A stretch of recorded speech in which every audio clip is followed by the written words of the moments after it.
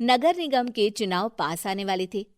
पूरे कानपुर शहर में टिकट को लेकर मारामारी शुरू थी, लेकिन सबसे ज्यादा चर्चा में वार्ड नंबर 40 की सीट थी। वो इसलिए क्योंकि इस बार वहां की सीट महिला के लिए आरक्षित थी। अब सवाल ये था कि चुनाव लड़ेगा कौन। इससे पहले ठाकुर साहब वहां से पार्षद थे और इस बार उन्होंने अपनी पत्नी सीमा ठाकुर को टिकट दिलवाई और ठाकुर साहब की शान के कारण सीमा जी ने 20,000 वोटों से चुनाव जीत लिया। अरे बधाई हो सीमा भाभी, अब तो आप वार्ड की पार्षद बन गई हैं। अब तो हमारे काम आप ही करवाएंगी। अरे ये तो सिर्फ नाम की पार्षद बनी है, वो तो महिला सीट आ गई, वरना पार्षद तो मुझे ही बनना था। अब भले ही चेहरा इसका होगा, लेकिन पावर तो मेरी ही होगी।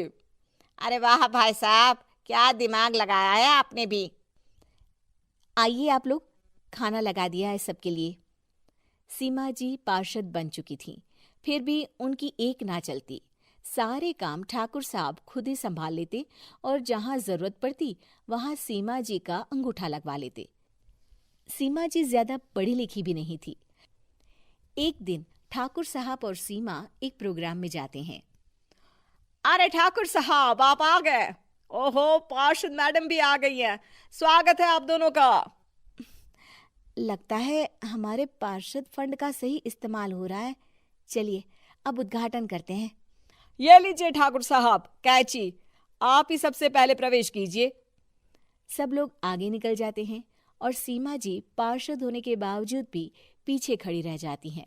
वो देखती हैं कि वेलकम बोर्ड पर उनका नाम है, लेकिन महिला होने के कारण कोई उनका सम्मान नहीं कर रहा। अगले दिन एक आदमी उनके घर आता है। अरे ठाकुर साहब नमस्कार। कल ना हम नोटिस किए कि हमारा घर तो अवैध है और नगर निगम वाले उसे तोड़ने आ रहे हैं। अरे कुछ कीजिए ना ठाकुर साहब। देखो भाई, मैं तो ज्यादा कुछ कर नहीं सकता, पर अगर तुम सबकी जेब गर्म कर दो तो कुछ हो सकता है। कुल मिलाकर 4 लाख लगेंगे। अरे 4 लाख ठाकुर साहब? अरे भाई, मैं अपने लिए नहीं मांग रहा हूँ। दरोगा है, इंजीनियर बाबू है, बड़े साहब है, सबको देना पड़ता है ना थोड़ा थोड़ा। बोलो है मंजूर? तभी वहां अचानक सीमा जी आ जाती हैं। अरे ये आप क्या कर रहे हैं? पहले इन्हीं लोगों से तो आपने वोट मांगे, अब इनसे ही पैसे ले रहे हो। अरे चुप रहो तुम। तुम्हारा काम है सिर्फ अंगूठा लगाना, तुम वही किया करो। मुझे दूसरे काम तुम मत सिखाओ, समझी? और तुम ना जाओ, अब पैसे लेकर आओ, वरना जेसीबी किसी भी वक्त आती होगी। सब कुछ ऐसे ही चलते रहता है। एक दिन सीमा जी और ठाकुर साहब को एक लोकल मीटिंग में बुलाया जाता है। वहां पर कई और अधिकारी लोग भी मौजूद रहते हैं। अब मैं चाहूंगा कि ठाकुर साहब हमारे बीच 2 शब्द कहें।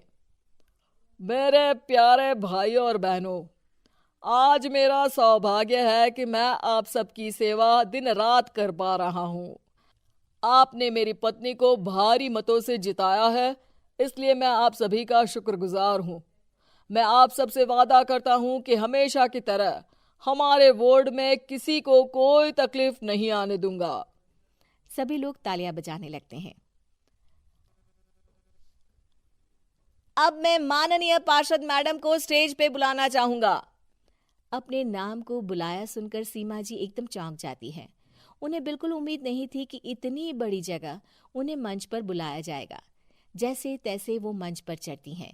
ऊपर जाते ही सीमा जी को सारी पुरानी बातें याद आ जाती हैं कि किस तरह उनके पति उन्हें कभी भी आगे बढ़ने नहीं देते और उनके नाम से गलत काम करते हैं।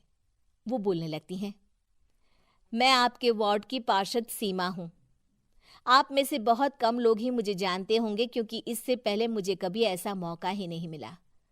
सारे मौके मेरे पार्षद पति यानी आपके ठाकुर साहब ही लेते रहे, लेकिन आज ये मौका मुझे मिला है तो मैं इसे ऐसे ही नहीं जाने दूंगी। मैं आपको ये बताना चाहती हूँ कि आपके ठाकुर साहब मेरे नाम की आड़ में गैर कानूनी काम करते हैं, जिस पर अंगूठों के निशान मेरे होते थे। इसीलिए मैं अपनी गलती मानती हूँ और आज अपने पद से इस्तीफा देती हूँ, ताकि आगे से कोई गलत काम ना हो पाए। अब फैसला आप सबके हाथ में है कि आप हमें क्या सजा देना चाहते हैं। सीमा जी की बातें सुनकर ठाकुर साहब के चेहरे का रंग उड़ जाता है और वो शर्म से मुंह नीचा करके वहां से चले जाते हैं और पद से इस्तीफा देकर ही सही सीमा जी अपने आप में आत्मविश्वास महसूस करती हैं।